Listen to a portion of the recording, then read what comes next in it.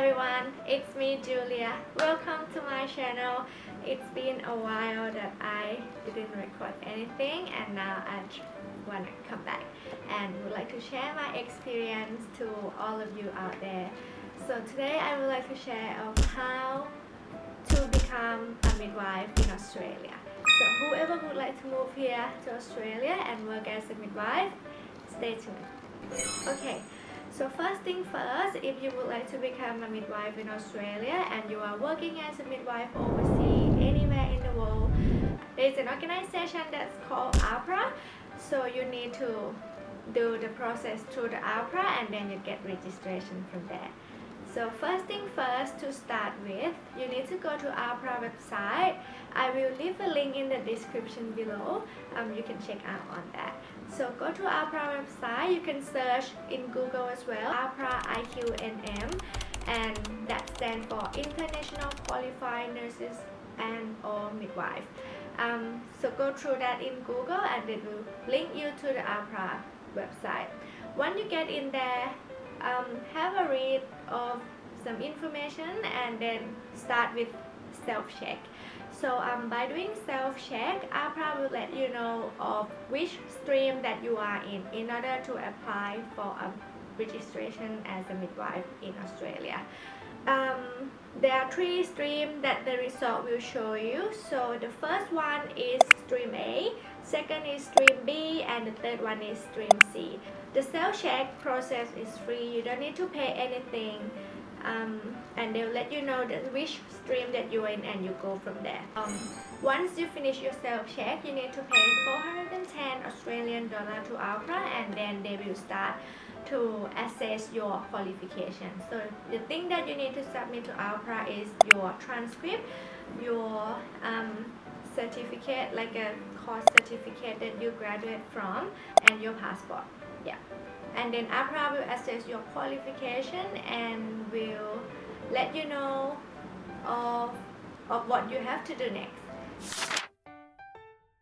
So for anyone who fall into stream A, that means your qualification is equivalent to what they have in Australia. So you don't have to do any more exam. You just go through the orientation part 1 and then it will lead you to the registration process. That's it. Pretty easy. But you just need to prove, in order to register in Australia as a midwife, you need to prove that you meet the English language requirement. By saying that, there are 2 ways to prove. First, if your English is your primary language or your mother language, you doesn't need to sit for any English test.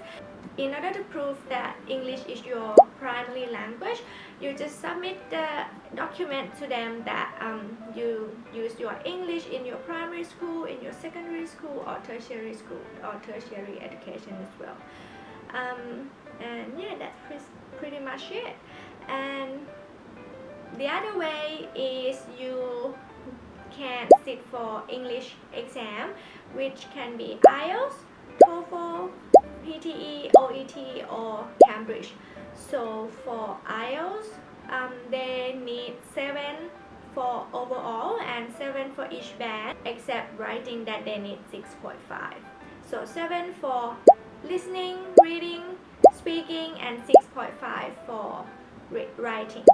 For the English test, you can do 2 sittings and combine them together, but each band shouldn't be less than 6.5, if that makes sense. Let's say for the first sitting, you have 7 in your listening, you have 7 in your reading, you have 6.5 in your writing, and your 6.5 in your speaking. You can sit for the IELTS exam again, and let's say the second time you can get 6.5 for reading but 7 for the rest of them. In this case, you can combine these 2 results together and submit through the Ahpra. But this should be within 12-month periods and it will expire according to the first sitting exam, if that makes sense.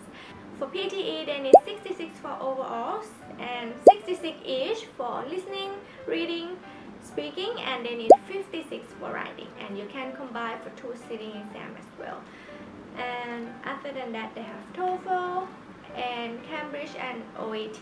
Another popular one is OET that I saw many of my friends doing that. So OET, they need band B for those 3 skills, and they need C plus 4 writing.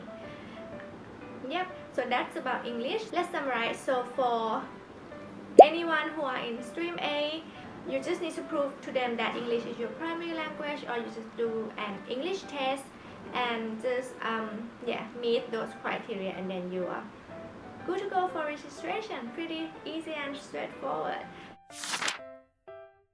And let's move on to stream B. So after you've done the self-check, and then Ahpra let you know that you are on the stream B, this is a little bit more difficult because you need to do 2 more exams other than English. So you need to do the multiple choice exam, or we call MCQ, and for midwife we do the test as through Aspect. Aspect is like an organization that they organize this exam for you, and you pay for, I would say, around 170 or 200. And yeah, so the exam will be held for 3 hours, and you need 70% for passing score, and you in that 70% you need 70% passing score of they call safety questions as well. So 70% for passing score and 70% for safety questions. That's for the MCQ, and it will be related to anything regarding midwifery, antenatal, intrapartum, postnatal, newborn, like everything about midwifery. And once you pass your MCQ, then you process to the OSCE or OSCE. So OSCE is a practical exam that you need to get in there, apply for that, and it's cost you 4,000 Australian dollars. In the OSCE exam, there are 10 stations that you will see, and you need at least 7 stations to pass. So let's say 70% to pass. Each station have different criteria. Some stations, I would say, have like 50% passing score. Some stations have 70% passing score. We're not gonna go into detail for that. And I would recommend to do the multiple choice exam, multiple choice question first, because once you pass that one, you can process to the OSCE exam. And for OSCE exam, I'm not sure how long that they are taking at the moment right now, but when I did mine in 2022 and 2023, it took me like 4 months period of waiting, so it took a while. So if you are one of the candidates that need to go through this process, so I would recommend to do the multiple choice exam first, and then once you pass that one, you go through OSCE, and once you pass OSCE, or once you finish your OSCE exam, you can do your English exam. Because for me, I wait for like 2 months for the result to come back. So during that period of time, if you can pull yourself back, not to stress anymore, prepare yourself for PTE. I did my PTE 2 years ago, and it was easier than today, so good luck on that. If you are fall into stream C, I'm sorry, they need you to do another study in order to get qualification and register as a midwife in Australia. Hope this information is helpful. Please let me know in the comment below if you need more information about anything else, and we'll see you in the next video. Thank you. Bye for now.